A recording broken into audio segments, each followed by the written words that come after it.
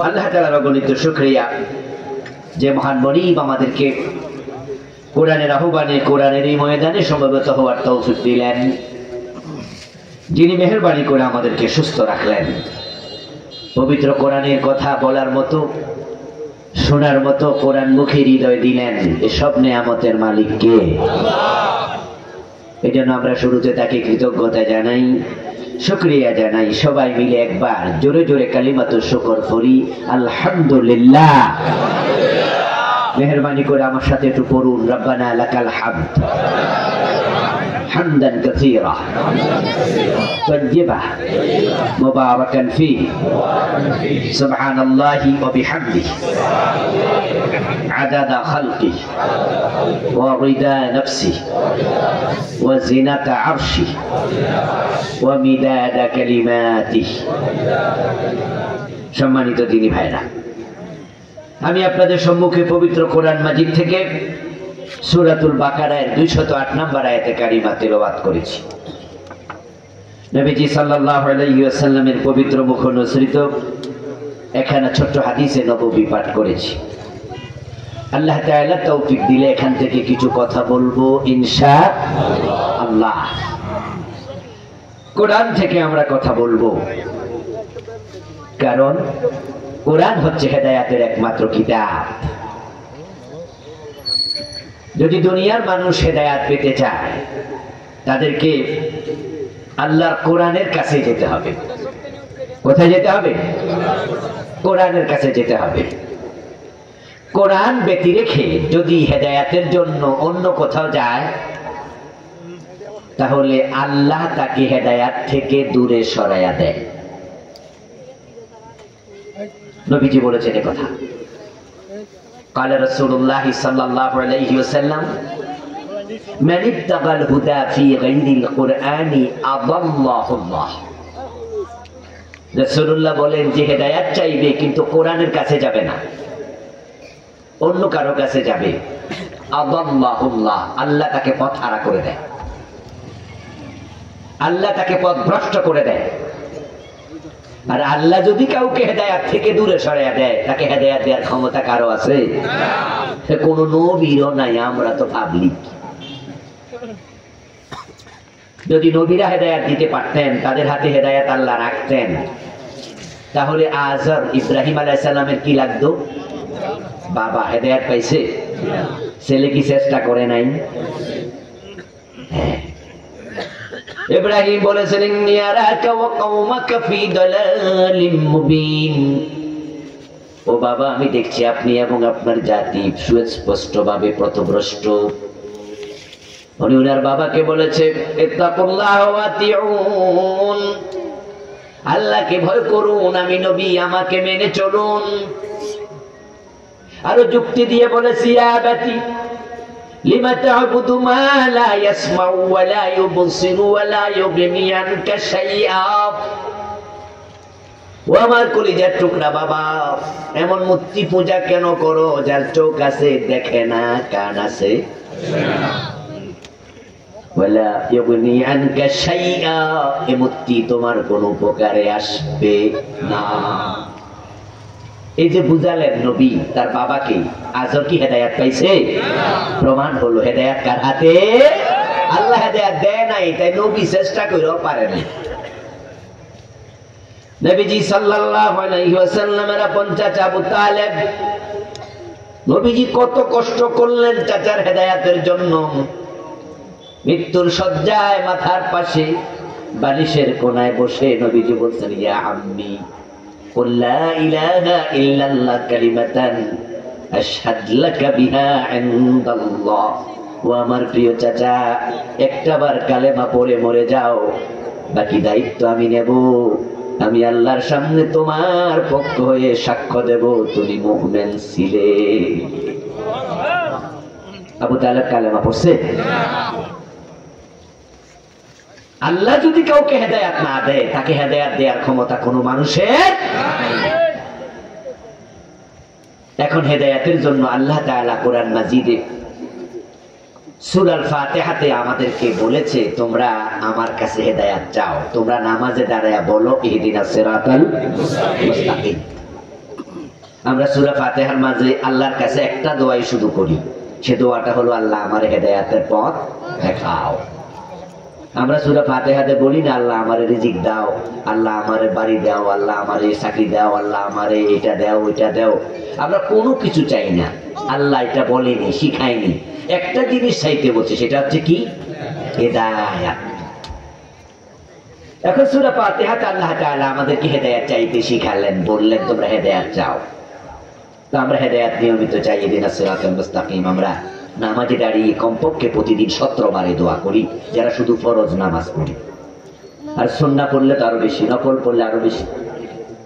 এখন এই যে হেদায়েতটা আমরা আল্লাহর কাছে চাইলাম, এটা কোথায় পাওয়া যায়? বাজারে কিনতে পাওয়া যায়? কোন ফ্যাক্টরিতে তৈরি হবে? এবার আল্লাহ সূরা বাকারার শুরুতে, দ্বিতীয় নম্বর সূরা, 1 নম্বর সূরা ফাতিহা, ওখানে বললেন হেদায়েতে দোয়া করো, হেদায়েত আমার কাছে চাও। দ্বিতীয় সূরার শুরুতে বলছে যালিকাল কিতাবু লা রাইবা ফীহি হুদাল লিল মুত্তাকিন। তোমরা যারা আমি আল্লাহর কাছে হেদায়েত দোয়া করছো, চাইতেছো, এটা বাজারে পাওয়া যায় না, এটা পয়সা হলে কিনা যায় না, এটা আমি রেখেছি এই কিতাবের ভিতরে। এই কিতাবে কোনো সন্দেহ নাই, যারা মুত্তাকি হতে চাও, হেদায়েত পেতে চাও, তোমাদের জন্য কিতাব হচ্ছে হেদায়েতকারী, হুদা মানি হাদি। এবার হেদায়েতের জন্য যে কোরআন আল্লাহ নাজিল করলেন, আমরা যারা হেদায়েত পেতে চাই, কোরআনের কাছে যাওয়া দরকার আছে না নাই? সবাই কোরআন পড়তে পারেন তো? মাশাআল্লাহ, আলহামদুলিল্লাহ। যারা চুপ করেছিলেন, জি আওয়াজের কারণে আপনারটা শোনা যায় নাই, তা আপনি হয়তো ভাবছেন যাক আমি যে কই নাই হুজুর টেরই পাই নাই। হ্যাঁ, আপনি চুপ ছিলেন, আমি টের পাই নাই, কিন্তু আপনি নিজে তো বুঝছেন যে আপনি কোরআন পড়তে পারেন না। আচ্ছা, আপনি তো কোরআন পড়তে পারেন না, আপনি তো টের পাইছেন। এইভাবে না পড়া অবস্থায় মরে যাবেন। হেদায়েতের কিতাবের কাছে আপনি গেলেনই না, আপনি তো কিতাবের কাছে আসলেনই না। আপনি যদি কোরআনের কাছে না আসেন, আপনি হেদায়েতটা পাবেন কেমনে? তাই যারা কোরআন পড়তে পারেন না, আজকে সিদ্ধান্ত নেন আমি কোরআন পড়বো। আল্লাহ তুমি তৌফিক দাও, বলেন আমিন। কোরআন কি কঠিন কিতাব? এটা কি কঠিন কিতাব? পৃথিবীতে কোরআনের মতো সহজ কোন কিতাব নাই। যদি আমাদের কিছু কিছু ভাইয়েরা বলে কোরআন শরীফ খুব কঠিন, এই জন্য ওনারা মাহফিলে, ওনাদের মজলিসে, ওনাদের দার্সের অনুষ্ঠানে, ওনাদের প্রোগ্রামে ওনারা কোরআন শরীফ পড়ে না, তাফসীর পড়ে না, ওনারা শুধুমাত্র বিভিন্ন বই পড়ে। ওগুলো তো কোরআন আছে, হাদিস আছে, বিভিন্ন ফাজাইলের বই পড়ে। তো আমরা বলি আপনি কোরআন শরীফ পড়েন, তাফসীর পড়েন, একটু মানুষকে তাফসীর শোনান, হাদিস থেকে শোনান ডিরেক্টলি। তখন বলে যে এগুলো আলেম ওলামাদের কাজ। তাহলে যারা আপনারা আলেম না, তারা কোরআন পড়বেন না। কোরআন আল্লাহ শুধু হুজুরদের জন্য নাজিল করছে, ঠিক না? এই ধারণা বড় বিভ্রান্তকর ধারণা। কোরআন সবার জন্য। হিন্দু ধর্মের নেতারা, পাদ্রী, হিন্দু ধর্মের মাঝে যারা ঠাকুর আছে, তারা তাদের গীতা পাঠ করে। বরং যারা ঠাকুর নয়, তারা গীতা পড়বে না, গীতা ধরবে না। আর ঠাকুর রং বং চং মং করবে, দায়িত্ব শেষ। খ্রিস্টান ধর্মের পাদ্রীরা তাদের ইঞ্জিন পড়ে। ইহুদি ধর্মে তাদের যারা আছে, তাদেরও পাদ্রী আছে, আলেম আছে, তাদেরকে বলা হয় রহবান, আহবার। তাদের আহবার যারা, পণ্ডিত যারা, তারা তাওরাত পড়ে। তাদের ধর্মের শুধু হুজুররা তাদের কিতাব পড়ে। তো যদি আপনারা মনে করেন যে কোরআনও হুজুররাই পড়বে, তাহলে আপনি তো ইহুদি খ্রিস্টানদের ধারণা লালন করছেন, আপনি হিন্দুদের ধারণা লালন করছেন। এটা কি জঘন্য ধারণা নয়? কোরআন আপনার জন্য, সেটা আমার জন্য, সবার জন্য। এটা হুজুরদেরকে দিয়ে দিয়েন না, নিজেরাও পড়বেন, নিজেরাও জানবেন। এটা হেদায়েতের কিতাব। যে ব্যক্তি কোরআনের কাছে যায়, তার হেদায়েত পাওয়া সহজ হয়, আল্লাহ তার উপর খুশি হয়। আর আল্লাহ যদি খুশি হয়ে হেদায়েত দিয়ে দেয়, তাহলে আপনাকে পথ হারা করার ক্ষমতা কারো। এই জন্য যারা কোরআন পড়তে পারেন না, পড়বেন। যারা পড়তে পারেন, এবার আল্লাহ কোরআনে কি বলেছে সেটা জানা দরকার আছে কিনা, তারা অর্থ শিখবেন। এই নিয়তে পড়বেন যে আল্লাহ আমি এখান থেকে হেদায়েত নিতে চাই, আমি জানতে চাই। আরে বিজ্ঞান আগামী মানুষ কোরআন বুঝতে আরো সহজ হবে। আমরা যারা দূরে যাই, রাস্তা চিনি না, নতুন জায়গায় মাহফিল করতে যাচ্ছি, আমরা বলি ভাই লোকেশনটা পাঠিয়ে দেন।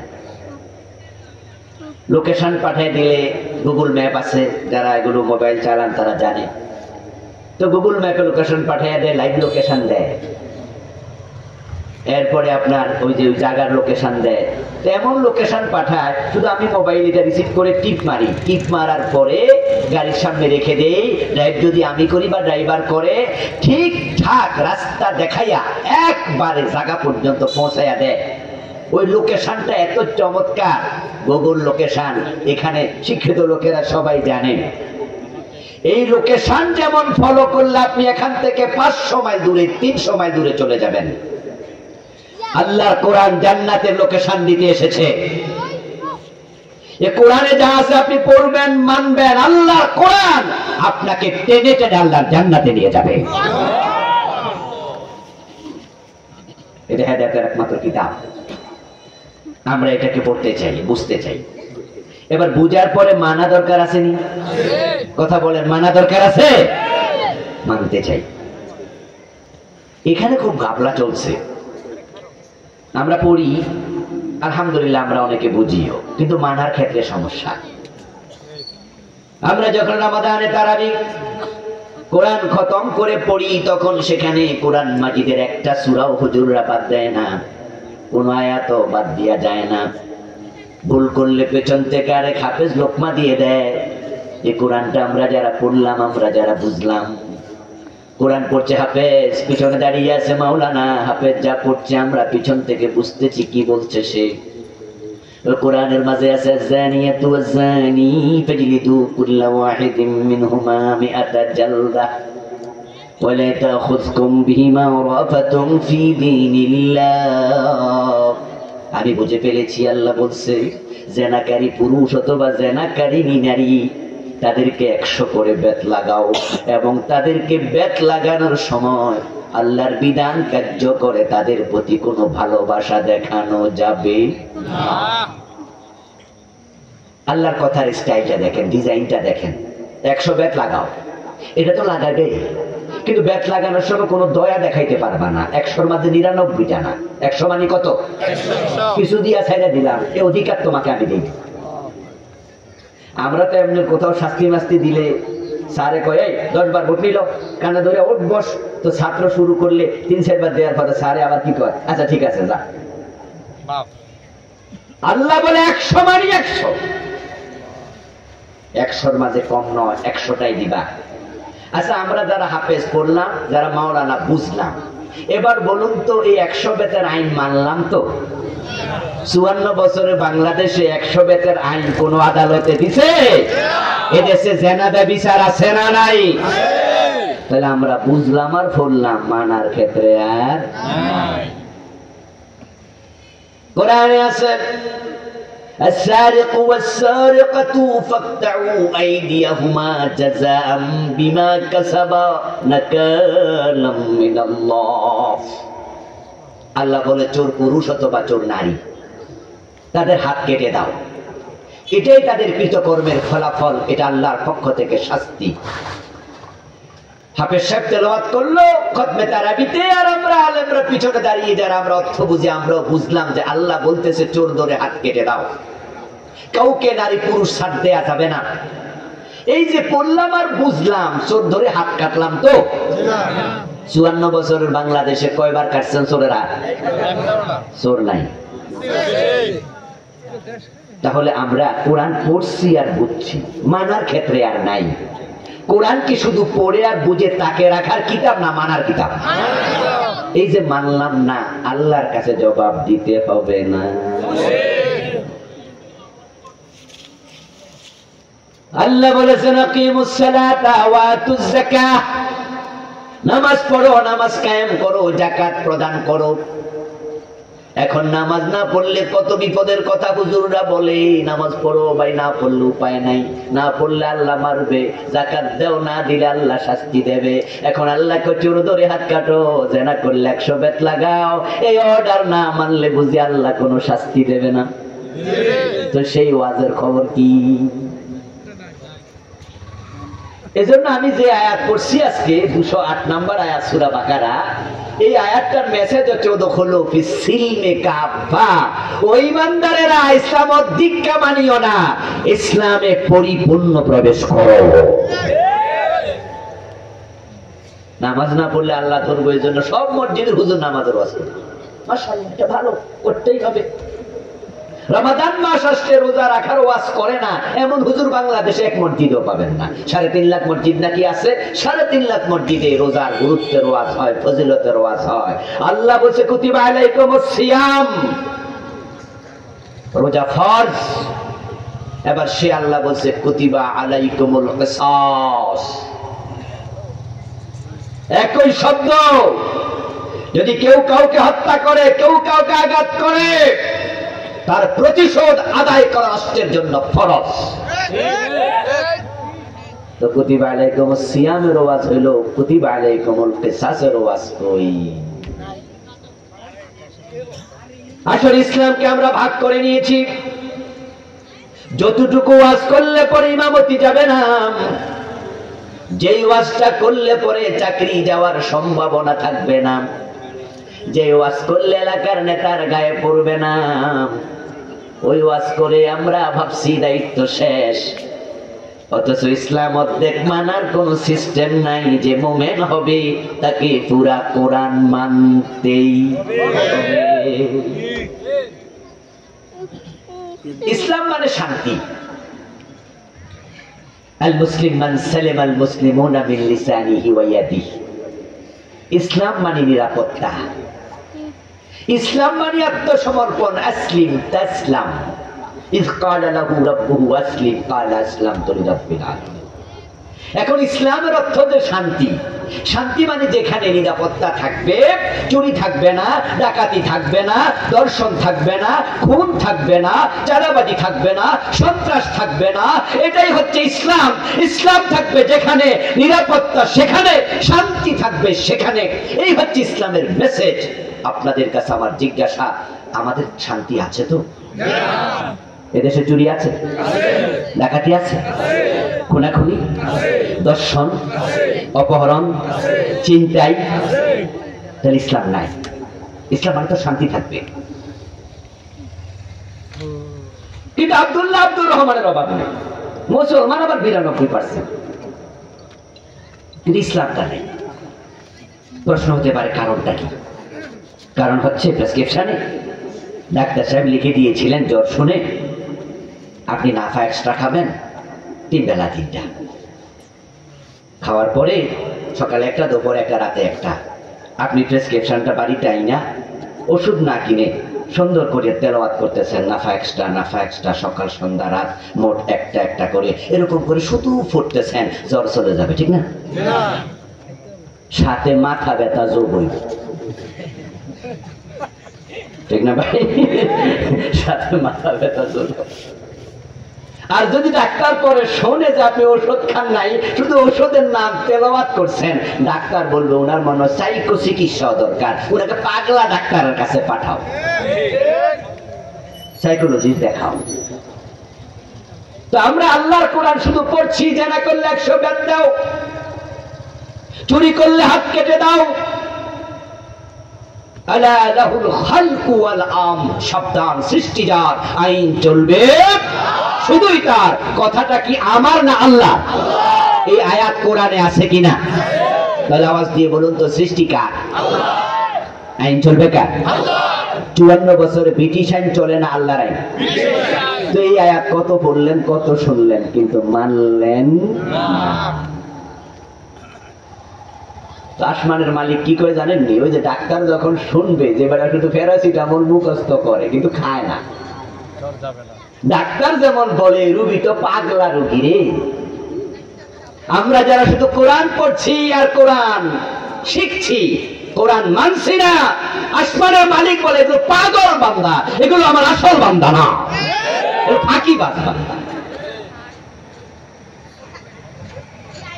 প্রিয় ভাইরা, আমরা মূল আলোচনা ঢুকছি। কথা যেহেতু উঠেছে একটু বলেই ফেলি, বলবো নি?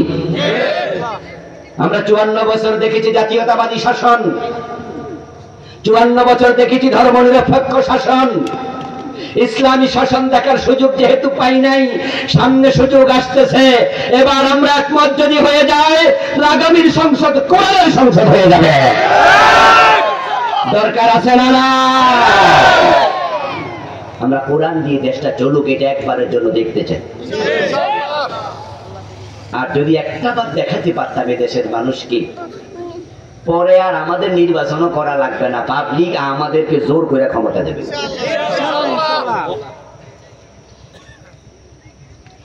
দুইটা মন্ত্রণালয় চালিয়েছে হুজুররা, একটা কৃষি, আর একটা শিল্প, আর একটা সমাজ কল্যাণ। তিনটা ছিল দুইজন মন্ত্রীর অধীনে।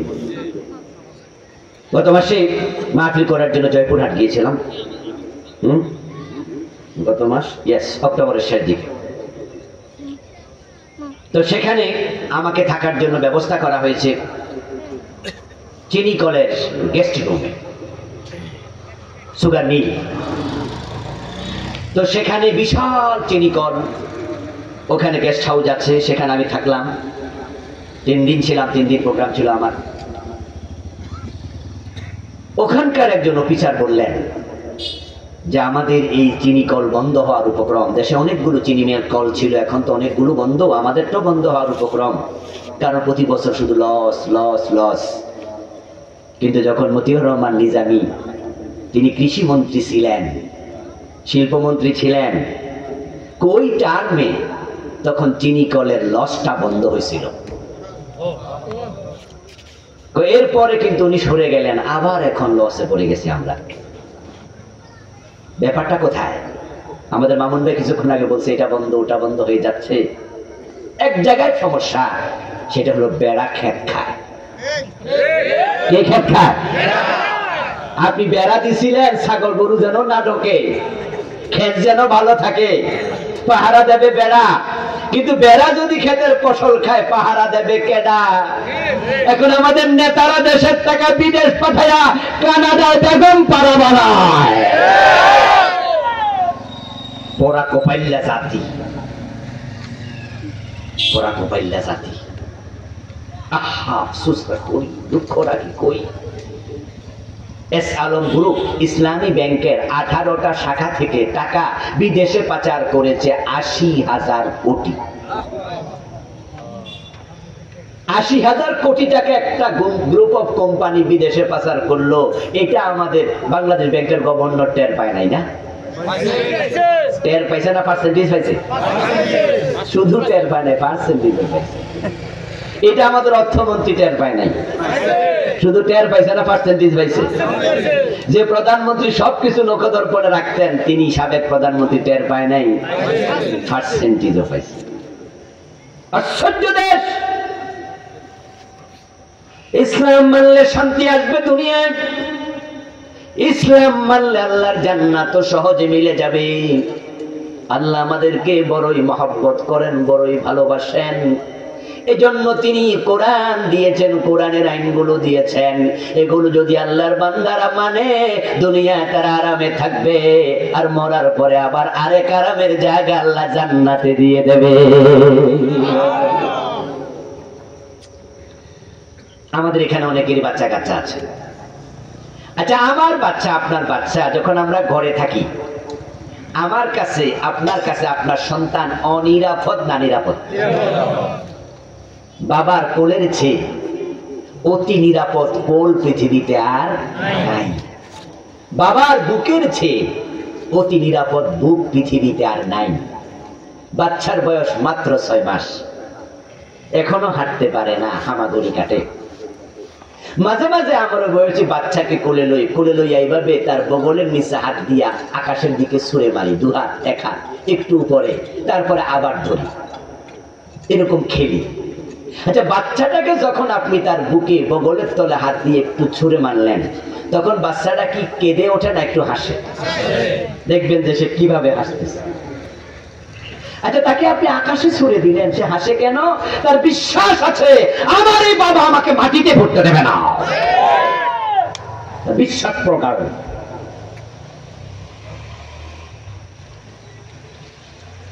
বাবার কোল থেকে যদি আরেকজন কোলে নিতে চায় তাহলে কিন্তু যাইতে চায় না, কারণ সে ওখানে বিশ্বাস করছে না।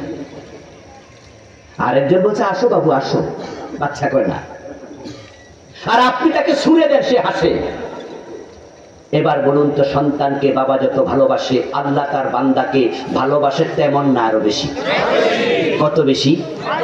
এই জন্য আল্লাহ চায় তার বান্দারা দুনিয়াতেও আরামে থাকুক, মরার পরেও জান্নাতে থাকুক।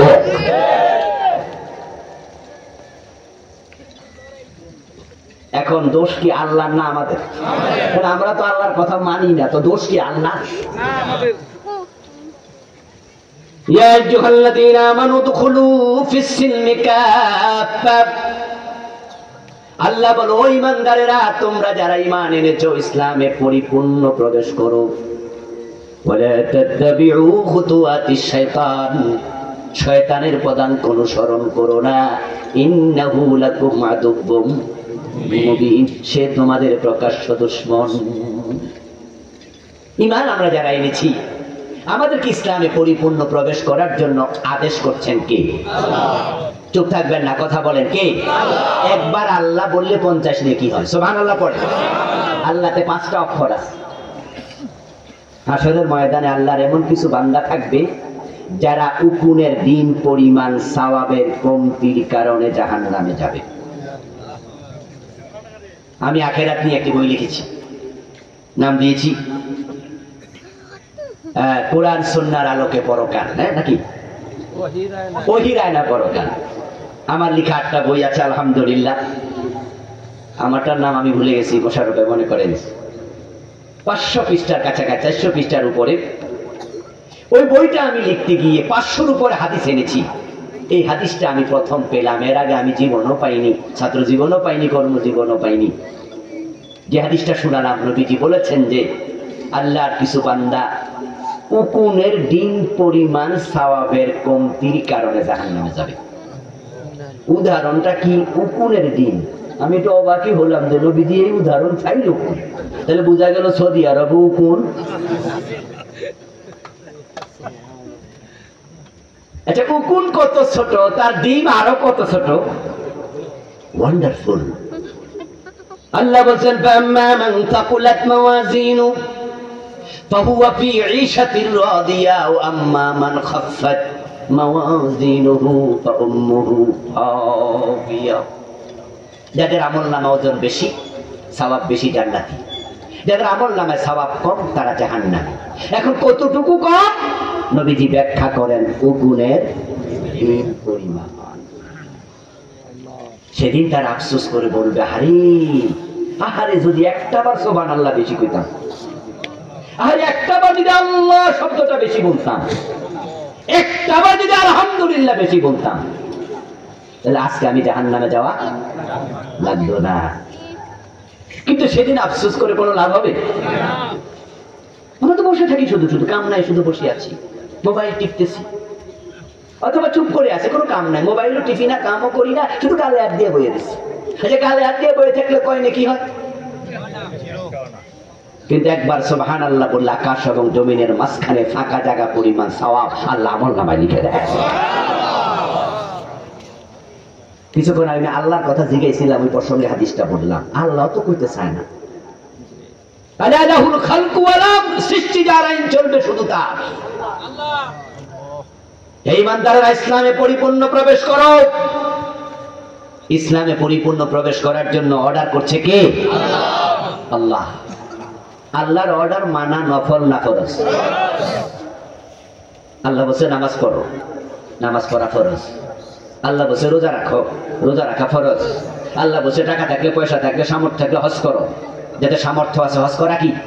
তো আল্লাহ বলছে ইসলামে পরিপূর্ণ প্রবেশ করো। এখন ইসলামে পরিপূর্ণ প্রবেশ করা কি? বাংলাদেশ অধিকাংশ মানুষেরই ঘাটতি আছে, রাষ্ট্রীয়ভাবে তো ঘাটতি আছেই। এই যে ইসলাম পরিপূর্ণ মানছি না আমরা, আদালত ইসলাম চলে না, সচিবালয় ইসলাম চলে না, বঙ্গভবন ইসলাম চলে না, গণভবনে চলে না, শুধু বাইতুল মুকাররমে ইসলাম চলে, জাতীয় ঈদগাহে ইসলাম চলে, মাহফিল আসলে ইসলাম চলে। ইসলাম আর কোথাও চলছে না। কিছু মানছো, কিছু মানছো না, এই অর্ধেক ইসলাম মানার অধিকার আল্লাহ তোমাকে দেন নাই। ইসলাম পরিপূর্ণ মানব। যারা একটু অতি বুদ্ধিমান মানুষ তারা কি করে জানেন? এদিকে তাকান, মনে মনে করে হুজুর চোর ধরে হাত কাটে, এটাকে আমার আর কাম নাকি? আরে চোর ধরে হাত কাটা তো ম্যাজিস্ট্রেটের কাম, আদালতের কাজ, এটা রাষ্ট্রের ব্যাপার। তো আমরা তো এখানে ম্যাজিস্ট্রেট নাই।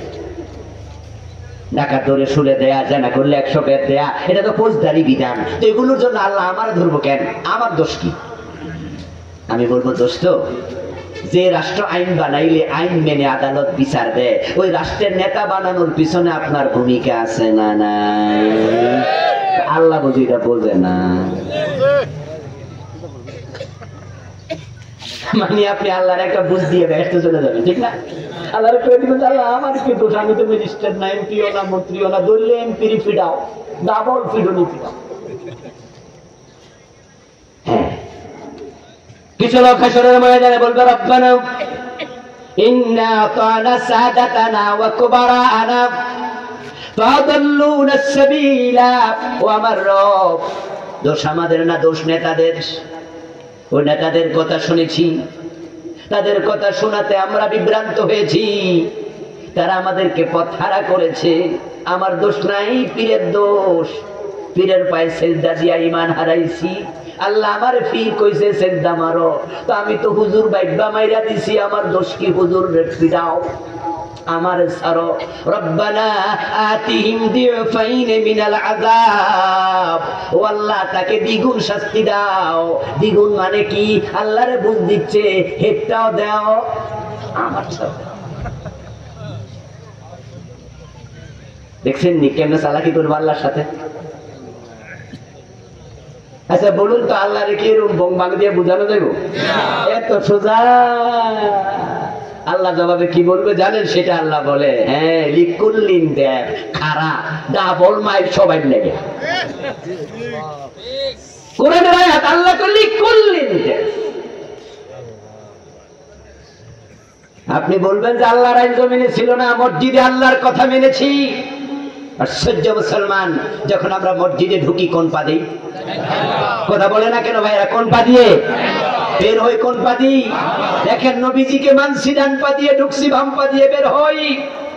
আল্লাহু আকবার বলে নামাজ শুরু করে সালাম ফিরে নামাজ শেষ করি। মাগরিবের ফরজ ইমাম যদি 2 রাকাত পরে সালাম ফিরায়, আমরা কি ফিরাবো? পিছন থেকে কি দেব? সুবহানাল্লাহ বলে লোকমা দেব। কি সুবহানাল্লাহ বলেন না আল্লাহু আকবার বলেন? বাংলাদেশে উল্টা পাল্টা অনেক কিছু চলছে, এইটাও একটা উল্টা পাল্টা কাম। নবীজি বলছেন রিজালের তাসবিহ ওয়াল নিসাই তাসবিহ। সালাতের উপরে লেখা আমার একটি বই আছে, হাদিসের বৈচিত্র্য পূর্ণাঙ্গ নামাজ। ওই বইতে আমি এই বাংলাদেশের ভুলগুলো তুলে ধরেছি। রাসূল বলছে পুরুষরা সুবহানাল্লাহ বলে লোকমা দেবে। যদি মহিলা মুসল্লি থাকে, তারা মুখে কথা বলবে না, তাসবিহ করবে, এভাবে হাতে আওয়াজ দেবে, দিয়ে ইমাম সাহেবরে বুঝাবে আপনি একটু ভুল করেছেন। ইমাম মাগরিবের ফরজ 2 রাকাত পরে সালাম ফিরাইলে আমরা মানি না, লোকমা দেই। প্রশ্ন করছি, জবাব দেন। ইমাম যদি আপনার বাপ হতো, লোকমা দিতেন না? অবশ্যই।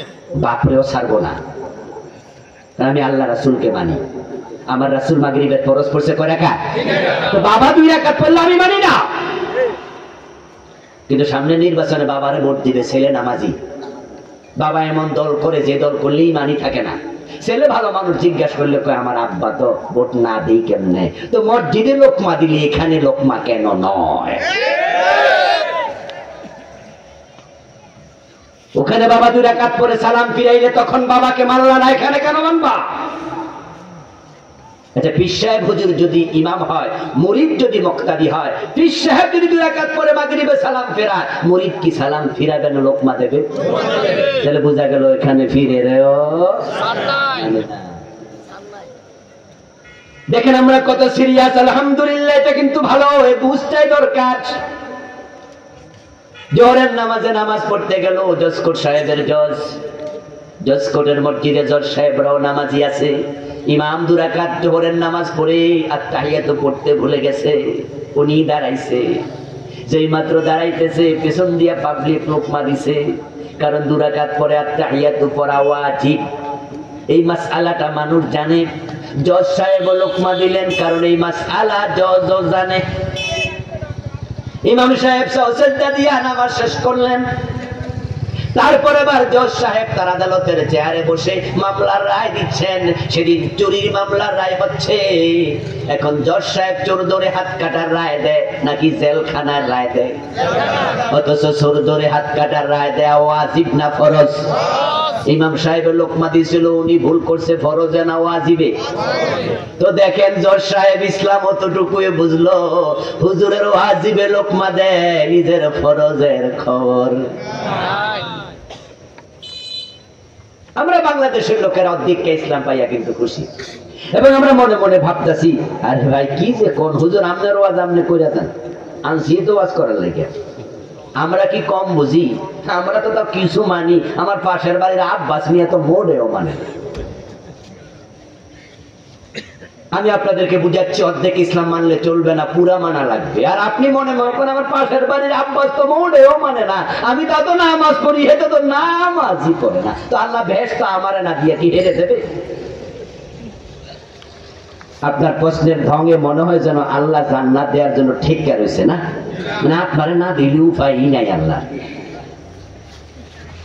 কান করে শোনো মুসলমান, এটা বলার পর আল্লাহ বলছেন শয়তানের পদাঙ্ক অনুসরণ করো না। ওই শব্দ দিয়ে বোঝা যায় যারা পুরা ইসলাম মানে না তারা শয়তানের অনুসারী হয়ে যায়। আপনাদের কাছে আমার জিজ্ঞাসা, শয়তান আল্লাহর কয়টা আইন মানে নাই? জোরে বলতে হবে, কয়টা? শয়তানকে আল্লাহর অস্বীকার করছে? শয়তান কোনোদিন কইছে আল্লাহ বলতে কিছু নাই? বরং আল্লাহ যেদিন শয়তানকে জান্নাতের সীমা থেকে বের করে দিছে, এই শয়তানে জান্নাত থেকে বাইর হইয়াও আল্লাহকে রব বলে ডেকেছে। শয়তান কোনোদিন বলেনি আল্লাহ আপনি নাই বা আপনারে মানি না। কোরআনে আছে, আল্লাহ বলছে ওখফাখরুজ ফাইন্নাকা রাজিম, ইবলিস বেরিয়ে যা জান্নাতের সীমা থেকে, আমার রহমতের সীমা থেকে। কি অভিশপ্ত! তুই আদমকে কেন সিজদা দিলি না? আমার কথা কেন মানলি না? শয়তান জান্নাতের সীমা থেকে বের হয়ে কি বলে জানেন? রব্বি, ও আমার রব।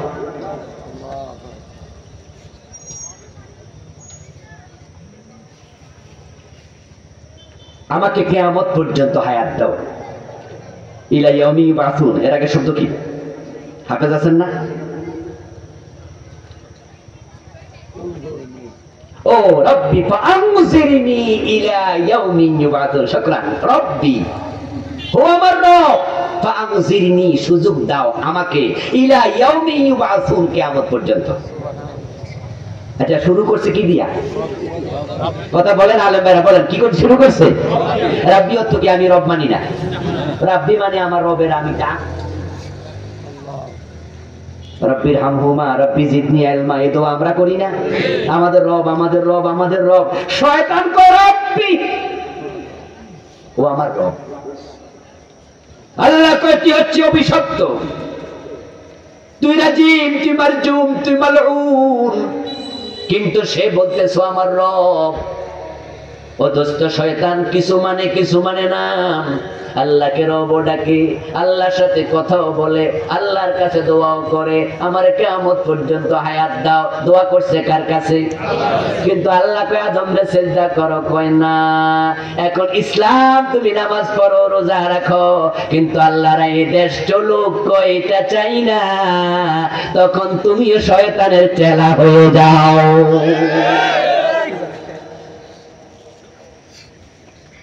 আপনি মুমিন হওয়ার পর অধিককে ইসলাম মানবেন, এই সুযোগ ইসলামে নাই। মানলে পুরা, না মানলে আউট, এসপার ওসপার। قال رسول الله صلى الله عليه وسلم انما المؤمن كالجمل الانف। মুমিন হচ্ছে সে ওটের মতো, যেই ওটের নাকের ভিতরে রশি ঢুকাইয়া দিছে, নাক ছিদ্র কইরা মালিক একটা রশি ঢুকাইয়া এবার রশিটা মালিকে হাতে নিছে। তুমি হচ্ছে সেই ওট, সেই ওট।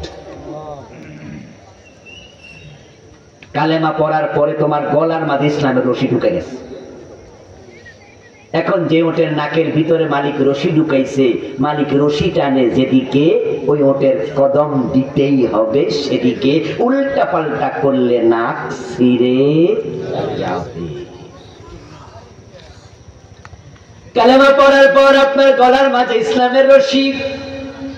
এখন কোরআন সুন্নাতে আল্লাহ এবং তার রাসূল টানে যেদিকে, হ্যাঁ হ্যাঁ ইয়েস ইয়েস বলতে হবে সেটাই। ঈমান আনার পরে শুধু শুনলাম আর মানলাম, এই কথার বাহিরে অন্য কোন কথা বলার সুযোগ আর নাই। ফজরের নামাজের ফরজ কয় রাকাত? সকাল বেলায় বাবা মসজিদে যাওয়ার সময় ছেলেদের সাথে করে নিচ্ছে, প্রচন্ড শীত। এক রাকাত পরে রুকু থেকে উঠলো, রুকু থেকে উঠে বাবা দেখে ছেলে তো পাশে দাঁড়ানো ছিল, এখন ছেলে যে নাই। তো নামাজ শেষ করছে বাবা, শেষ করে বাড়ি যায় দেখে ছেলে কম্বল গাদিয়া শুয়ে রয়েছে। তো বাবা ঢুকে এই কম্বলটা সরাইয়া পোলারে কয়, কি আব্বা মসজিদে না সাথে নিলাম? তো পোলা কয়, হ্যাঁ আব্বা। তো চলি আইলি, খাবো এক রাকাত পড়ছি। তুই বাপে কয় তুই এক রাকাত পড়ছ, বাকি এক রাকাত কয় যে শীত। বলা কি কইলো? যে শীত। তো বাপে বলতেছে বেটা শীত হইলে শীত, তুই না ভইরা চলে আইলি। আব্বা অর্ধেক লেগলো 33 পাওয়া যায়। ও তো ক্লাস 4 5 পড়ে, এর একটা বুঝ আছে না? পাস করার জন্য 33 পাইলে কি 100 নাম্বারের আনসার দেওয়া লাগে নাকি? কই দাদা 50 এর আনসার দিল, এর বালা করে লিখলে 33 এমনি পাওয়া যায়। এই জন্য আমি ভাবছি আমি বলাপান মানুষ, অর্ধেক পড়ছি হয়েছে কি হয়েছে, আল্লাহ 5 নাম্বার দিয়ে দিব, কিছু সওয়াব তো পাইছি। আপনারা পুরা করেন না, আমার অর্ধেক হইল সব। ছেলের যুক্তির কাছে বাবা যদি বলে যে কথা তো ঠিক, পোলাপান মানুষ অর্ধেক তো পড়ছে, এটা কি হেরে যাওয়া নয়? এটা কি ভুল নয়? আপনারা যারা বাবা আছেন, আপনারা কি ছেলের যুক্তির কাছে চুপ থাকবেন? আপনার দায়িত্ব, আপনি ছেলেকে তখন বলবেন যে বাবা এখানে অঙ্কের যুক্তি চলে না, পরীক্ষার যুক্তি চলে না। নবীজি পড়েছে 2 রাকাত, পড়লে 2 পড়ো, না পড়লে নাই। এবার ছেলে বলছে আব্বা তাহলে আমার স্বাস্থ্য ভাই হারুন যে মোড়েও পড়ছে না, ইসমাইল যে পড়ে না, হে বন্ধু বান্ধব আছে না, কয়ে হেরা তো 1 রাকাত পড়লো না, তাও তো আমি কি সামনে কি দলিল দিচ্ছেন? একবারে বাদ। তো 1 রাকাত পড়লাম। বাপে বলবে এটাই আল্লাহর আইন, এখানে অর্ধেক চলবে না, অর্ধেক চলবে না। রোজা রেখেছেন সারাদিন, আসরের পর প্রচন্ড পিপাসা এবং ক্ষুধার কারণে সূর্যের দিকে তাকাইয়া দেখলেন যে 1 ঘন্টা বাকি আছে সূর্য ডুবতে। মনে মনে ভাবলেন 14 ঘন্টার রোজা, 13 ঘন্টা রেখেছি, 1 ঘন্টা রাখি নাই তো কি হয়েছে, সওয়াব 100 জায়গায় 80 তো পাবো। 1 ঘন্টা আগে ইফতার করে বসলেন, সওয়াব পাবেন কতটুকু? 60% কিছু। তো 13 ঘন্টার কি খবর? ইসলাম আসলে অর্ধেক মানার কোন সুযোগই নাই। আরে নাকে রশি ঢুকানো উট বলতে রাসূল বুঝাইলটা কি? কি উদাহরণটা দিল? নবীজি 2 সাহাবী ঝগড়া করছে এক জায়গায়। ঝগড়ার বিষয়বস্তু ছিল খেতে পানি দেয়া। সহিহ বুখারীতে এসেছে। খেতে পানি দেবে, খেজুর ক্ষেত, খেজুর গাছ, পাশে নালা। এখন সাহাবী একজন হচ্ছেন নবীজির আপন ফুফাতো ভাই, আরেকজন হচ্ছেন মদিনার একজন সাহাবী। তো রাসূলুল্লাহ সাল্লাল্লাহু আলাইহি ওয়াসাল্লামের ফুফাতো ভাইয়ের সাথে মদিনার একজন আনসার সাহাবীর ঝগড়া লাগছে। নালার পাশের ক্ষেতটা রাসূল সাল্লাল্লাহু আলাইহি ওয়াসাল্লামের ফুফাতো ভাই, আর একটু ভিতরেরটা হলো ওই আনসারী সাহাবী। কিন্তু আনসারী সাহাবীর কথা হলো মদিনা আমাদের এলাকা, তোমরা এখানে মেহমান মুহাজির, যেহেতু এটা আমাদের এলাকা, পানিটা আমি আগে দেব, এটা আমার অধিকার। তো রাসূলের ফুফাতো ভাই জুবাইর ইবনে আওয়াম রাদিয়াল্লাহু তাআলা আনহু বলতেছেন, না রে ভাই, তোমার এলাকা কি হইছে? এটা আমি কিনছি না, জমিনটা এটা আমার মালিকানা নাই, নালা আমার পাশে, এই জন্য মসজিদে ঢুকলে সিস্টেম কি আলাব্বালু ফালাব্বাল, যে আগে ঢুকে সে সামনের কাতারে যেতে পারে, ঠিক না? পিছনে যে আসবে সে পরে থাকবে। তো ইসলাম তো এমনই, আমার যেহেতু ক্ষেতটা সামনে, পানিটা আমি পাওয়ার অধিকার বেশি। কিন্তু ঝগড়া তো থামে না। ওই আনসারী সাহাবী কোনোভাবে তিনি মানবেন না এটা। এর মাঝে তারা দেখছে রাসূল সাল্লাল্লাহু আলাইহি ওয়াসাল্লাম হেঁটে যাচ্ছেন, দুজনে মুসলিম। ইয়া রাসূলুল্লাহ, আপনার কাছে সমাধানের জন্য এসেছি, এই হলো ঘটনা। নবীজি সাল্লাল্লাহু আলাইহি ওয়াসাল্লাম সরজমিন প্রদর্শন করলেন। তিনি পরিদর্শন শেষে দেখতে পেলেন নালার পাশের জমিটা জুবাইরের। তাই তিনি বলছেন, ইয়া জুবাইর সুম্মা আরসিলিল মাআ ইলা জারিক। নবীজি বললেন, জুবাইর তুমি আগে পানি দাও, তোমার পানি দেয়া শেষ হলে তোমার প্রতিবেশীর দিকে পানি ছেড়ে দাও। নবীজি কথা বলার সাথে সাথে ওই আনসারী সাহাবী বলে, আ ইবনু আম্মিকা ইয়া রাসূলুল্লাহ, হুজুর বুঝছি তো আপনার ফুফাতো ভাই লাগে তো। মানে বুঝাই দিল, হুজুর ওর পক্ষে রায় দিচ্ছেন কেন, আমি কি বুঝি না। এটাকে বলা হয় স্বজন প্রীতি। কি বলা হয়? আত্মীয় স্বজনের ভালোবাসা, আপনার ফুফাতো ভাইয়ের ভালোবাসা। আপনি এটা বলেছেন, আমি বুঝি।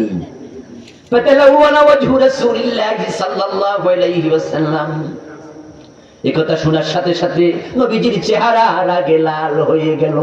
তুই কি কইলি রে? আমি নবীও বুঝি ভুল বিচার করি, আমিও বুঝি স্বজন প্রীতি করি, তুমি এটা বললা কি? এক সেকেন্ড দেরি নয়, জিবরিল হাজির হয়ে গেল। আল্লাহ তাআলা জিবরিল আমিনকে পাঠালেন। কোরআনের এক আয়াত নাযিল হলো, ফালা ওয়ারাব্বিকা লা ইউমিনুনা হাত্তা ইউহাক্কিমুকা ফীমা শাজারা বাইনাহুম সুম্মা লা ইয়াজিদু ফী আনফুসিহিম হারাজাম মিম্মা কাদাইতা ওয়া ইউসাল্লিমু তাসলিমা। ও আমার রাসূল, আপনার রবের কসম, আপনি যে ফয়সালা দেন তারা যদি সেটা সর্বান্তঃকরণে না মানে, আমি আল্লাহ কসম করে বলি তাদের ঈমান নাই, তারা মুমিন হতে পারবেই না। নবীজি যা বলে তার বাহিরে চিন্তা করলে আল্লাহ কসম করে বলে ঈমান থাকে না। এখন নবীজি বলছেন, আমার মেয়ে ফাতেমা চুরি করলে আমি ফাতেমার হাত কাটবো। 54 বছর আমরা নবীজির চিন্তা একদিনও মানলাম না। নবীজি মদিনার প্রেসিডেন্ট হয়ে 10 বছর রাষ্ট্র চালাইছে। আপনাদের কাছে আমার জিজ্ঞাসা, নবীজি রাষ্ট্র মনমত চালাইছে না ওহি মতো? তো সে ওহি দিয়ে বাংলাদেশ কয়দিন চললো? আপনার এটা চিন্তাতেও নাই। এই দেশে মদ রাষ্ট্রীয়ভাবে স্বীকৃত। Hotel Sheraton, hotel Sonargaon, hotel Radisson, বাংলাদেশের 5 স্টার প্রায় সবগুলো হোটেলে মদের বার আছে, সরকার অনুমতি দিয়ে রেখেছে। এদেশের বাংলাদেশের টাঙ্গাইল শহর এবং যমুনা নদীর পারে ওই পাশে, নদীর ওই পাশে পতিতালয় আছে, রাষ্ট্র অনুমতি দিয়েছে। পতিতাদেরকে রাষ্ট্র প্রতি বছরে তাদের লাইসেন্স দিয়ে থাকে, তারা সরকারকে ফি দিচ্ছে। মদ চলছে, পতিতা বৃত্তি চলছে, সুদ চলছে, ঘুষ চলছে। আর আপনি মুসলমান, আপনি কিচ্ছু ভাবেন না।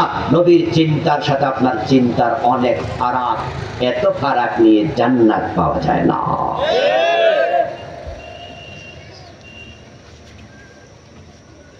জান্নাতে যেতে হলে ইসলামকে পুরো মানুন না, অর্ধেক মানছেন। হ্যাঁ, অর্ধেক ইসলামের অবস্থা হলো মশারি টানাইছেন, মশারির ভিতরও ঢুকছেন, তবে ঠ্যাং একটা বাইরে রাখছেন। আমাদের অবস্থা কি তাই না? আমরা মশা থেকে বাঁচার জন্য মশারি কিনে আনি, কিন্তু নিজের টাকা খরচ করে কিনে আনি। মশারিটা ঘরে টানাই, যে টানার পর টানানোর পরে আমরা কি একটু খাতার তলায়, আমাদের তোষকের তলায় আবার টাইনা টাইনা ঢুকাই না? কারণটা কি? আপনি ভাবেন যে কোন জায়গা দিয়ে ঢুকে পাওয়া যায় না। আর যদি কোনো মশারিওয়ালা মশারি টানাইয়া খুঁজলো না, ঢুকাইলো না, বরং পা একটা বাহিরে দিয়া কয় অসুবিধা কি, বাকি অর্ধেক তো ঢুকাইছি, একই ব্যাক কল না? আমাদের অবস্থা কি? قال رسول الله صلى الله عليه وسلم الكيس من دان نفسه وعمل لما بعد الموت। নবীজি বলেন, পরের দোষ ধরিও না, পরের দোষ খুঁজিও না। সেই হলো চালাক সচেতন, যে আত্মসমালোচনা করে, নিজের দোষ নিজে খোঁজে। এই যে এতক্ষণ কথাগুলো বললাম প্রত্যেকটা আমরা নিজের সাথে মিলাই বলেছি। এখন যেখানে লিকেজ আছে, ভুল আছে, ওখানে দাঁড়ায় তাওবা করে সংশোধিত হওয়া দরকার আছে না নাই? ইসলাম পরিপূর্ণভাবে মানো। আমরা 54 বছর পারি নাই, এবার কিন্তু একটা সুযোগ আল্লাহ আমাদের দিচ্ছে। জুলাই বিপ্লবটা এটা আল্লাহ নিজে করাইছে, এটা ডিরেক্টলি আরশের মালিক করাইছে। না হয় এই দেশে গত 17 বছর সেই হাসিনা সরকার জগত্তল পাথরের মতো আমাদের মাথার উপর চেপে বসেছিল, ওনাকে সরানোর ক্ষমতা আমাদের আদৌ কি ছিল? আমরা তো অনেকে মনে মনে বলেছি, ভেবেছিও, কারো কোনো জায়গায় ওখানে বলছি এই মহিলা মরার আগে মনে হয় আমরা ভেবেছি যে না, উনি মরার আগে আর সরাসরি নেই। এবং ওনার দলের বড় নেতাও তো বলেছে, ঘোষণাও করেছে ভিশন 2041, উনাদের লক্ষ্য 2041। তাহলে এখন চলে কত? তাহলে আর কত বছর? ও খোদারে, আরো 3 টার্ম, আরো 15। এবং আবার ওবায়দুল কাদের সাহেব কিন্তু চাপিয়া চাপিয়া সুন্দর করে বলেছিল না, কিসের আন্দোলন, এই বছর না ওই বছর মানুষ বাঁচবে। এর মানে কনফিডেন্স লেভেলটা তাদের অনেক হাই ছিল, তোমরা সরবে টরবে না, সরার পরিবেশও নাই। বাস্তবেও তাই, একটা চকিদার থেকে সেনাবাহিনী প্রধান পর্যন্ত নিজের দলের লোক বসাইছে, ঠিক না? কিন্তু এর মাঝে সব মানুষ হয়ে উড়ে গেল।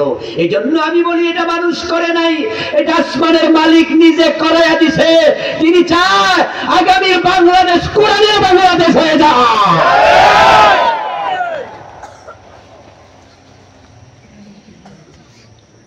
যে সমস্ত পোলাপান এনসিপি আজকে ওনারা বলতেছে আমরা সরাইছি, আমরা সরাইছি, হ্যাঁ তাদেরকে আমরা ধন্যবাদ দিই, তাদের ভূমিকা ছিল।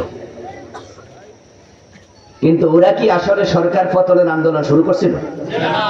ওরা চাইছে চাকরি, কোটা সংস্কার। ওরা কোনোদিন বলে নাই সরকার পতন হোক।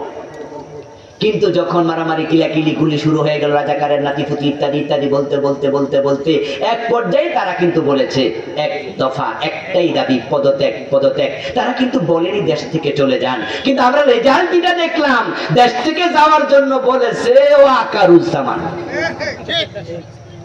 একথা কি ঠিক কিনা?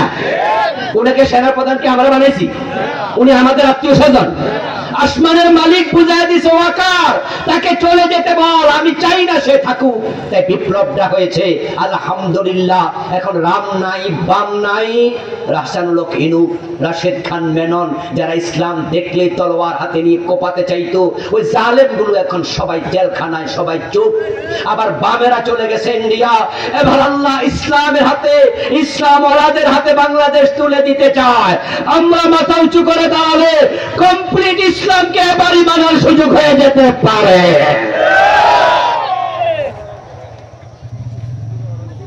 মর্নিং সজদা ডে, ইংরেজি প্রবাদ, প্রত্যুষ দিবসের প্রতিচ্ছবি।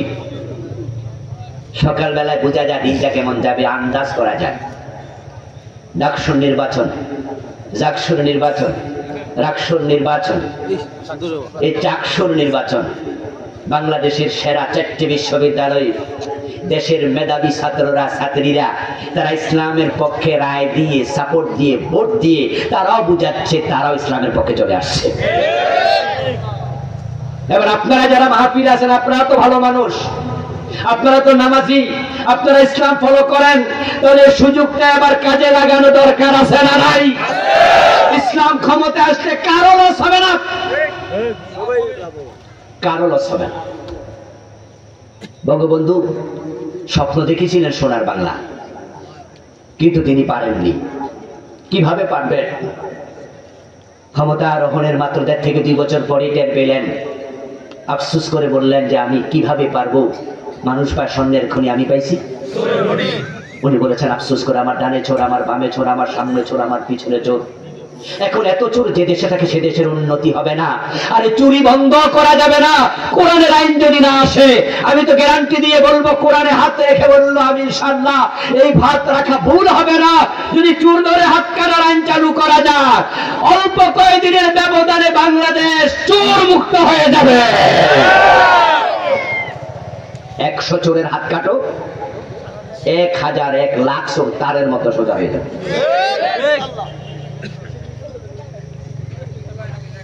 সত্যি বাংলাদেশটা সোনার বাংলা। আমি শুরুতে বলেছি ইসলাম মানে শান্তি, ইসলাম মানে নিরাপত্তা, সমৃদ্ধি। কিন্তু আমরা শান্তিতে নাই, নিরাপত্তা নাই, দোষ আমাদের। আমরা তো কোরআন মানছি না। এমন সুন্দর জমিন পৃথিবীতে কম আছে। আমি জানি না, একজন কবির লেখা কবিতা, উনি বলেছিলেন এমন দেশ কি কোথাও খুঁজে পাবে না কো তুমি। আমি জানি না তিনি পৃথিবীর কয়টি দেশ সফর করে এই কথা বলেছেন, এই কবিতা লিখেছেন, তবে ওনার কথাটা একবারই সত্য কথা। আল্লাহ আমাকে ইউরোপ আমেরিকা সহ অনেকগুলো দেশ দেখার সুযোগ দিয়েছে, আরব বিশ্বের অনেকগুলো সুযোগ দিয়েছে। আমি দেখেছি সৌদি আরবের জমিন, দেখেছি কাতারের জমিন, দুবাইয়ের জমিন, মিশরের জমিন, আরো কত জমিন। আপনারা দুবাই গিয়েছেন, কাতার গিয়েছেন, সৌদি গিয়েছেন, অনেকে আছেন। রাস্তার পাশে গাছ আছে, কিন্তু লক্ষ্য করে দেখবেন গাছের তলায় পাইপ লাইনও আছে। সকালেও পানি দেয়, বিকালেও পানি দেয়। জমিন সূক্ষ্ম, শুষ্ক, রুক্ষ জমিন, মরুভূমির জমিন। গাছ মরে যাবে, পানি দিতে হবে, তারপরেও তাদের ফল ফুলের অভাব হয় না, টাকা আছে। পৃথিবীর সব দেশ সেখানে ফল রপ্তানি করছে, তারা আমদানি করে খাচ্ছে। কিন্তু বাংলার জমিন তাকিয়ে দেখো, আম খেয়ে আমের বিচি ফেলে দাও, 6 মাস পরে গিয়ে দেখবেন নিজে নিজে গাছ হয়ে গেছে, 1 টাকাও খরচ লাগে নাই। আজকে পৃথিবীর সবচেয়ে ধনী দেশ, ক্ষমতাশালী দেশ আমেরিকা। আমেরিকাতে অনেকগুলো অঙ্গরাজ্য 3 থেকে 5 মাস 4 মাস বরফের নিচে থাকে শীতকালে। এই গত অগাস্টে আমি 3 দিনের জন্য গিয়েছিলাম, কনফারেন্স ছিল, এই তো 2-3 মাস আগেই। একবার আমি গিয়েছিলাম শীতকালে, নভেম্বর মাস, শীত আসছে, যেমন এখন নভেম্বর চলছে।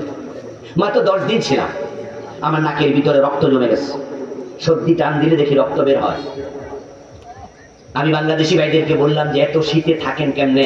আমাকে একজন মুচকি হাসি দিয়ে বলে, হুজুর শীত এখন আসে নেই, আসবে তো ডিসেম্বরে। জানুয়ারিতে দেখবেন যে -10, -15, -20। আমাদের ফ্রিজের ভিতরে যেমন বরফ জমে যায়, আমাদের রাস্তাগুলোতে বরফ জমে, থুতু ফেললে কয়েক মিনিট পরে দেখা যায় যে বরফ। আমি বললাম যে 3 মাস 5 মাস পর্যন্ত বরফ থাকে রাস্তাঘাটে, গাছ গাছালিতে ফল ফলাদি, বললো গাছের পাতাও থাকে না, ফল তো দূরের কথা। আমি বললাম খান কি? খাবার তো অভাব নাই। কি খাবো মানে? খাবার তো জমা করা আছে, কোনো অসুবিধা নাই। যে দেশে 3 মাস 5 মাস বরফ থাকে তাদের খাবারের অভাব নাই। আর আমার দেশে একদিনও বরফ পড়ে না, প্রচন্ড গরমও নাই, প্রচন্ড শীতও নাই, 12 মাস ফল হয়, ফসল হয়। আমরা না খেয়ে কেন থাকি? শুধু নেতৃত্বের অভাব। তারা চোর, তারা বাটপার, দেশের টাকা বিদেশ পাঠায়া আমাদেরকে গরিব বানিয়ে রেখেছে। ইসলামকে আসতে দেন, দুর্নীতি বন্ধ হবে, সত্যি সোনার বাংলা। মালয়েশিয়া কি আমাদের সে ধনী নয়? এই ভাই, মালয়েশিয়া ওয়ালারা কন্যা 2-4 জন কেন থাকতে পারেন? আর অন্যরা তো জানেন মালয়েশিয়া কি গরিব না ধনী? অথচ তাদের দেশ আর আমাদের দেশের আবহাওয়া প্রায় সিমিলার। ওদেশেও স্বর্ণের খনি নাই, রূপার খনি নাই, দস্তার খনি নাই। গুগল করবেন, গুগল গিয়ে দেখবেন খনিজ পদার্থ কি আপনাদের মতোই, সামান্য তেল তেল আছে সামান্য। কিন্তু মালয়েশিয়া আমাদের সিনিয়র মাত্র 8 ইয়ার্স। তারা দেশ পাইল 63-তে, আর আমরা পেলাম 71-এ, মাত্র 8 বছরের বড়। আজকে তাদের দেশ কোথায় পৌঁছেছে? কারণ তারা মাহাতির মোহাম্মদের মতো একজন সৎ নেতা পেয়েছে। 10-12 বছর আগে গিয়েছিলাম, 4 দিন ছিলাম। কুয়ালালামপুরে নেমে দেখলাম বিশাল বিল্ডিং, টুইন টাওয়ার। টুপিটা হাতে নিয়ে তারপর উপরের দিকে মাথা তুলে তাকায় দেখি কত বড় বিল্ডিং, 50 তলা। কয়টা বিল্ডিং যে আছে হিসাব করে শেষ করা যায় না। কিন্তু বাংলাদেশে 50 তলা একখানো আমরা বানাইতে, তারা আগাইলো, আমরা কেন আগাইতে পারি না? কারণ তাদের নেতারা বিদেশ টাকা পাঠায় না। ওরে ভাই, আমাদের তো বেড়া খেত খাইয়া বসে থাকে। এখন এই চোর, এই ডাকাতি, এই চাঁদাবাজি, এই বর্বরতা বন্ধ হবে তখন, আল্লাহর কোরআনের আইনের আলোকে দেশ যখন চলবে।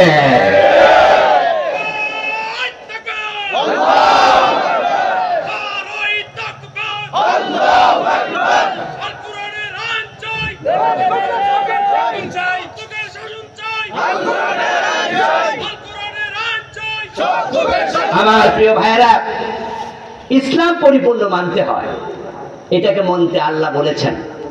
এখন মানতে গিয়ে আমরা যেন সুবিধাবাদী না হই। আমরা আমাদের সুবিধা মতো যদি মানি, তাহলে প্রমাণ হবে আমরা আল্লাহর গোলাম না নফসের গোলাম। কিন্তু আমাদেরকে আল্লাহ কি নফসের গোলাম হইতে বলছে না আল্লাহর গোলাম হইতে বলছে?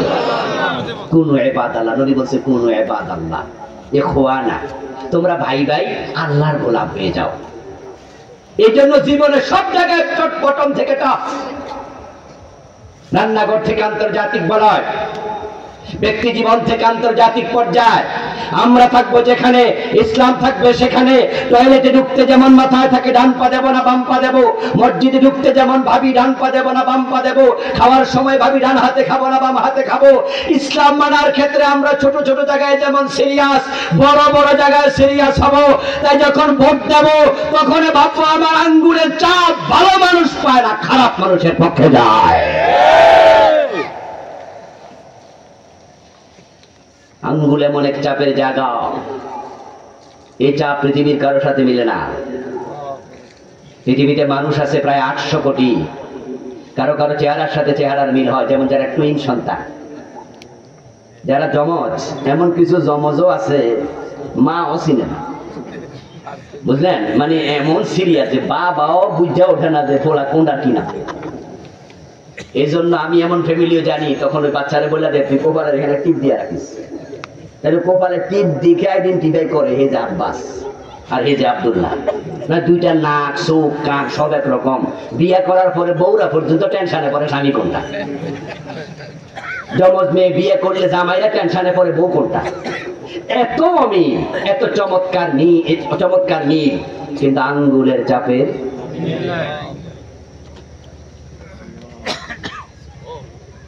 আমার বন্ধু, এই যে আঙ্গুলের চাপের মিল আল্লাহ দেয় নাই, তুমি ভোট দেওয়ার সময় কার পক্ষে চাপ মারছ বুঝে নিও।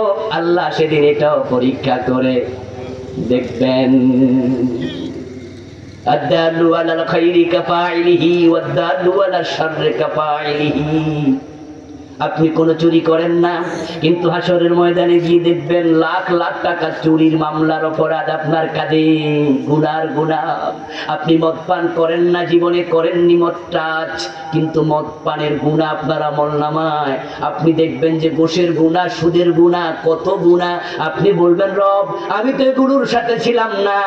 আল্লাহ বলবেন যারা খারাপ মানুষ, এলাকার মেম্বার হইছে, চেয়ারম্যান হইছে, এমপি হইছে, মন্ত্রী হইছে, তোমার আঙ্গুলের চাপ দিয়া হইছে।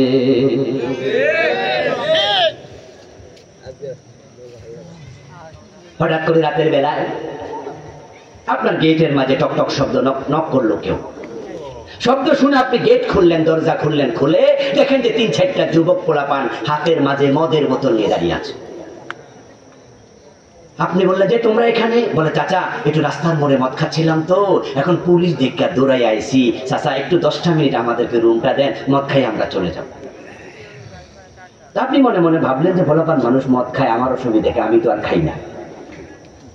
আপনার 14 গোষ্ঠীও মদ খায় না, কিন্তু তাকে মদ খাওয়ার জন্য 10 মিনিট রুমটা ছেড়ে দিলেন। গুনাহ হয়েছে কিনা? তারা মদ খাইয়া যেমন কবিরা গুনাহ করছে, আপনি সুযোগ দিচ্ছেন সমান কবিরা গুনাহ। দোষ আপনি খান না, আপনার এমপি খায়। গম আপনি চুরি করেন না, আপনার চেয়ারম্যান চুরি করে। ওই আঙ্গুলের চাপে আপনার সিলের কারণে সে এমপি হয়েছে, মন্ত্রী হয়েছে। আমল নামা সমান গুনাহ যোগ হয়ে এমনি তো আমাদের আমল ভালো না বেশি, এমনি তো জান্নাত পাবো কিনা টেনশনে আছি, তো আরেক বাট ফাটে সাপোর্ট কইরা ওর গুনাহ যদি আমল নামায় আরো আসে, উপায় এই জন্য একটু বুদ্ধি করে চলিয়েন, বুদ্ধির সাথে চলিয়েন। এই সমাজ ইসলাম কায়েম করা আমাদের পক্ষে একা সম্ভব না, একা কোন দলের পক্ষেও সম্ভব না। কিছু ইসলামী দল চেষ্টা করেছে 30 বছর, 40 বছর, 50 বছর, 60 বছর, ইসলামী দেশে কায়েম হয় না। এতে বোঝা যায় 1-2টা দল পারবে না, কিন্তু আমরা সবাই মিলে চেষ্টা করলে হতে পারে এবার ইসলাম কায়েম হয়ে যাবে। সুযোগ বারবার আসে না, সুযোগ বারবার আসে না। মাঝে মাঝে জাল মারছেন, মাছ পড়ছে, কুয়াতে নামছেন, মাছ ধরছেন, ধরে এবার খুশিতে হাতে নিচে ঠুস করে ছুটে গেছে। যেমন ঘটনা কি ঘটছেনি কোনোদিন? ধরার পরেও ছুটে। আল্লাহ আবার সুযোগ দিছে, কিন্তু এবারের মতো সুযোগ আমি আমার এই বয়সে পাই না। আমার বয়স 51 হবে, কয়দিন পরে 50 চলছে। আমার সে সিনিয়র ভাইরা তো এখানে অনেকে আছেন। বাংলার ইতিহাসে এত সুবর্ণ সুযোগ আছে না ইসলাম ওয়ালাদের। এখন বামেরা রামেরা পরিচয় দিতে পারে না। সুযোগ যদি কাজে না লাগান তাহলে ধরা মাছও ছুটে যেতে পারে। তখন আল্লাহর কাছে জবাব দেওয়ার রাস্তা থাকবে না। এজন্য বলবো মতফত ভুলে যান। কেউ কে আমি, কেউ লাকে আমি, কেউ 3 করলি, কেউ 5 করলি, কেউ করলি সারা টুপি, কেউ কে আম করি, কেউ কে আম করি না, কেউ ফিরের মুরিদ, কেউ মুরিদ হই না। আমরা যেই যে মাসলাকে থাকি না। আমার স্লোগান এবার হবে একটাই, মাসলাক যার যার, ইসলাম সবার। কোরআনের ব্যাপারে তো কোনো দলাদলি নাই। কোরআন তো আমাদের সবার, হাদিস তো আমাদের সবার। চিন্তার ভিন্নতা আছে, এটা থাকুক না, এটা কোনোদিন কমবে না, এটা থাকবে এইভাবে। সাহাবাদের মাঝে চিন্তার ভেরিয়েশন ছিল। যদি চিন্তার ভিন্নতা না থাকতো 4 মাযহাব হইতো। 4 মাযহাবের বড় বড় আলেমরা কি আমাদের মতো আলেম না আরো বড় আলেম? তো ওনাদের মাঝে চিন্তার ভিন্নতা ছিল না, কোনো অসুবিধা নাই। এই জন্য আপনারা বিভক্ত হবেন না, বরং আলেম ওলামাদেরকে আমরা আবার বলবো, আগামীর বাংলাদেশ ইসলামের পক্ষের বাংলাদেশ, আলেম ওলামাদের বাংলাদেশ। আলেমরা যদি এবার এক হয়ে যায়, জালেমরা লেজ তুলে পালিয়ে যাবে। মুসলমানরা আলেমদের সাথেই এবার যাবে। আমরা আল্লাহর কাছে দোয়া করি, আল্লাহ আমাদেরকে তুমি পরিপূর্ণ ইসলাম বাংলাদেশে চলছে দেখে যাওয়ার তৌফিক দাও। কোরআন দিয়ে দেশ চলছে তা দেখে মরার তৌফিক দাও। সেজন্য কাজ করার সুযোগ দাও, বলেন আমিন। হাদা মা ইনদি ওয়াল ইলমু ইনদাল্লাহ আলাইহি তাওয়াক্কালতু ওয়া ইলাইহি উনীব।